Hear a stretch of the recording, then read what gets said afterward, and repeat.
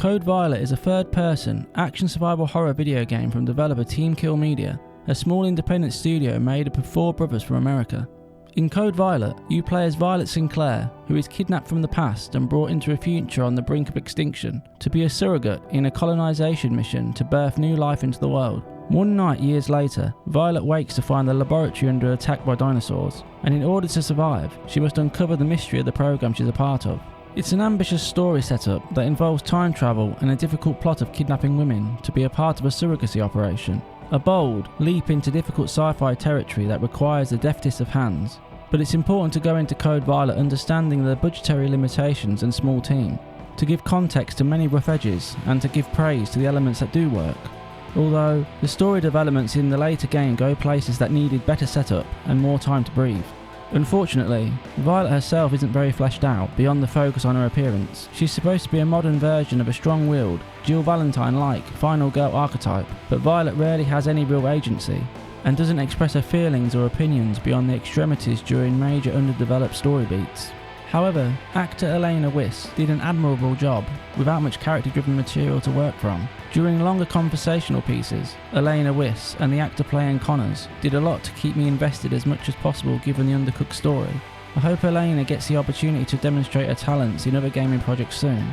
It's obvious Team Kill Media can invent worlds that appeal to many players who want to buy their games. Code Violet and their older projects all have intriguing gameplay hooks, but don't come close to mastering the execution.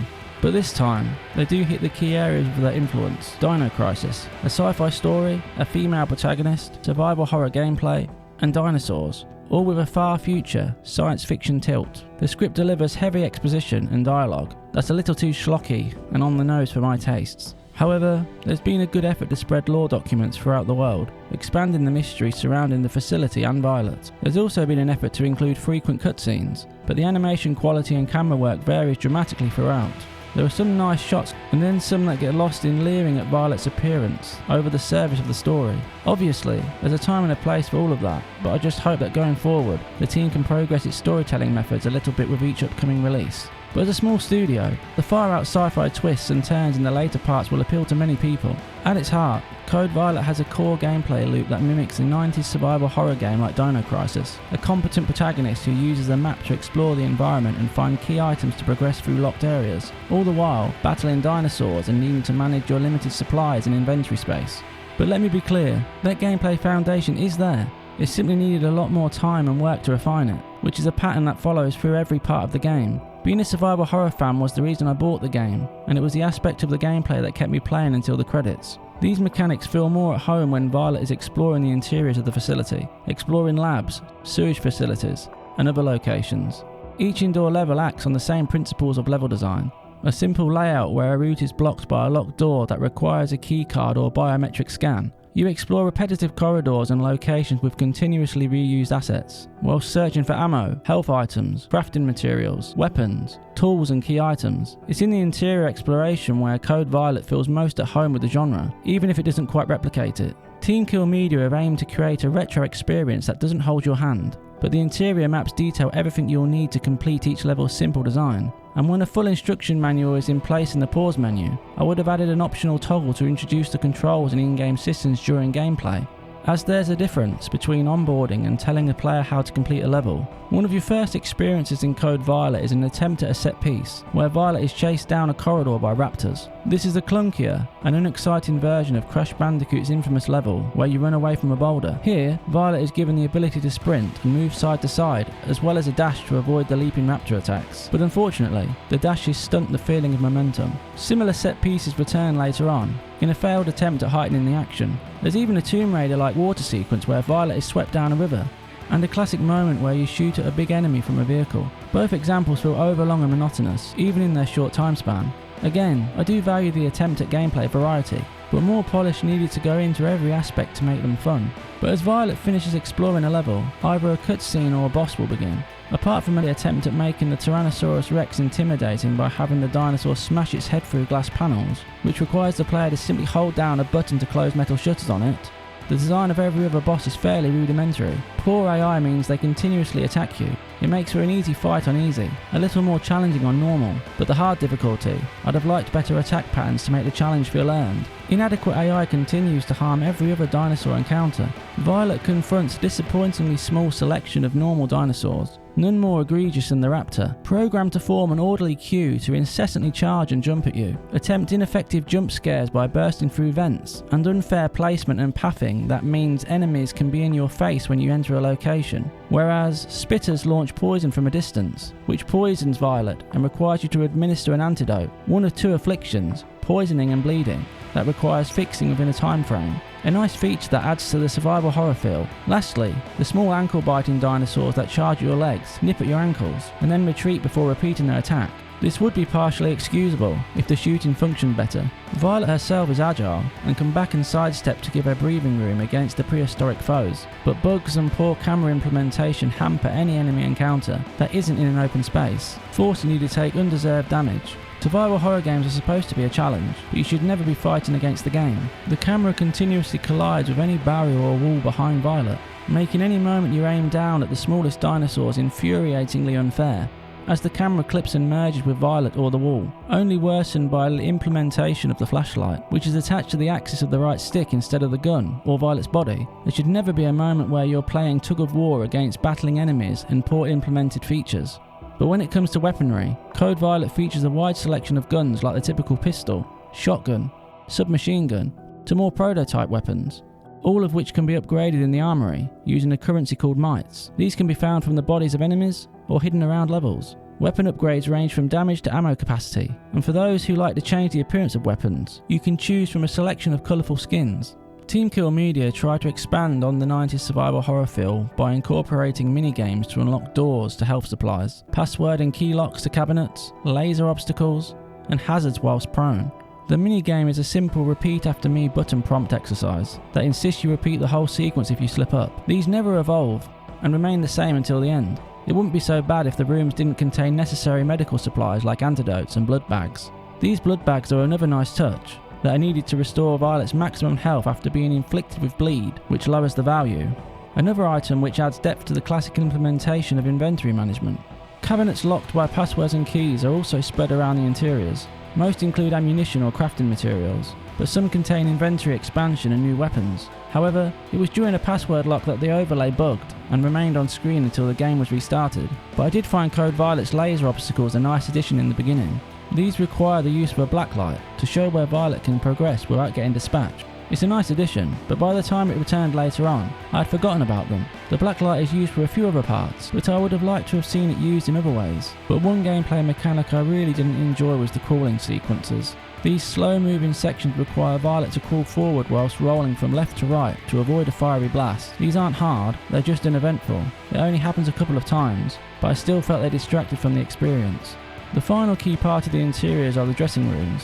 These are nicely detailed safe rooms, where you can save the game on an old school phone, admire the collectible eggs and animals you found on a wooden cabinet, store items in a storage box, and change Violet's appearance. Great effort has clearly been put into Violet's appearance and costumes. Plus, Team Kill Media deserves some praise for including the once deluxe edition DLC into the standard version of the game due to the last delay. You can select earrings that offer perks like increased stamina, whereas every hair and clothes option are cosmetic. It isn't a particular feature I found interesting in Code Violet, or other games that focus on a character's appearance like Stellar Blade. But where Stellar Blade had amazing gameplay, Code Violet's concentration on outfits feels out of place when Violet herself isn't a well-characterised protagonist. But I understand these features are important to many, yet I can't help but wonder if this effort could have been time better spent getting the game into a polished state.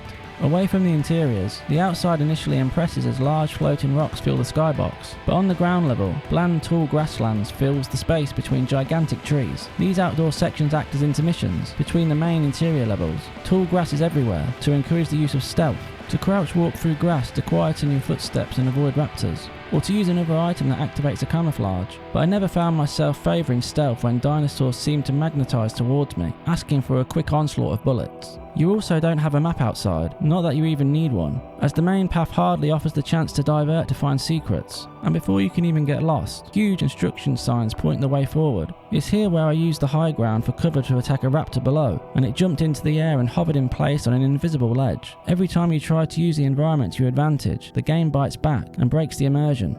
The only semblance of variety was a miniature hedge maze that quickly escalated the issues with the camera during combat. I played on PlayStation 5 Pro for my whole playthrough, and the frame rate seemed near 60 frames, except for a few sections that included water. But I'm not an expert like Digital Foundry, yet to my eye, it felt fine most of the time. The resolution was sharp enough to highlight the good and the bad in the environments, but close up, it made metallic and other surfaces kind of muddy. Although, some environments like the dressing room were nicely designed, with better lighting than most parts, even if they felt out of place with the game that came before them. It's odd really, as detailed statues and lamps weirdly adorn office spaces and in intricately crafted manner. There's a massive disparity between textures, objects and art between levels. Even some character models look better than others. It's clear that the team prioritised Violet's character model the most. But what struck me throughout was the oil paintings found all over the place. They spoil the aesthetic of each environment as the art style is entirely different from the rest of the game.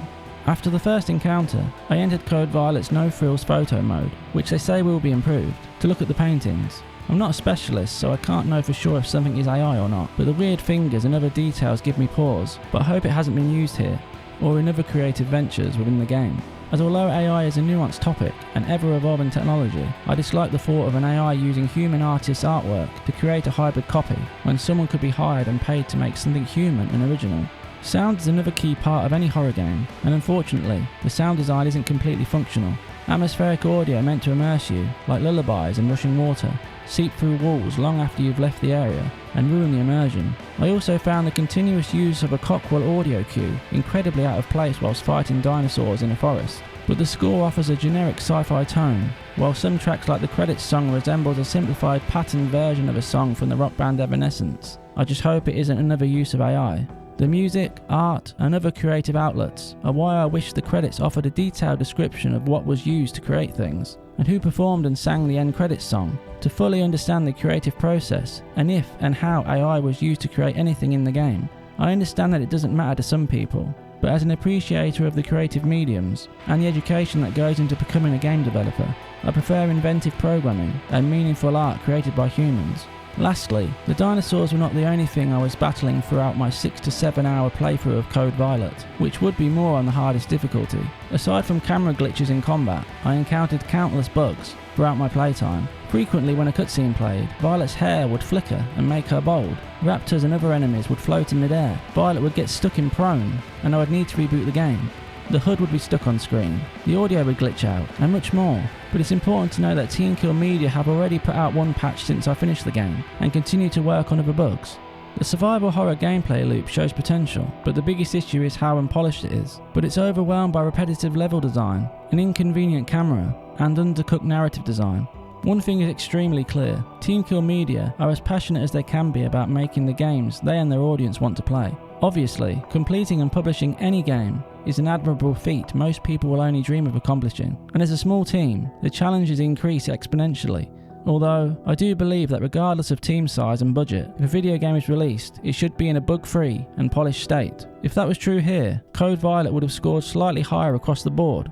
Code Violet fails at being a spiritual successor to Dino Crisis. The promise of Code Violet's world is better than the messy and undercooked narrative delivered, with the beginnings of a solid foundation hidden underneath way too many bugs and underdeveloped game design. Code Violet isn't a game I can recommend at the current price I paid, of £39.99. But if you really want to play a new dinosaur survival horror game, I'd make sure to align your expectations and wait for it to be updated to the standard it should have been in at launch.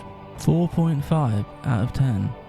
If you found the review informative, please like and subscribe to Play Save Repeat. Thanks for watching. Until next time.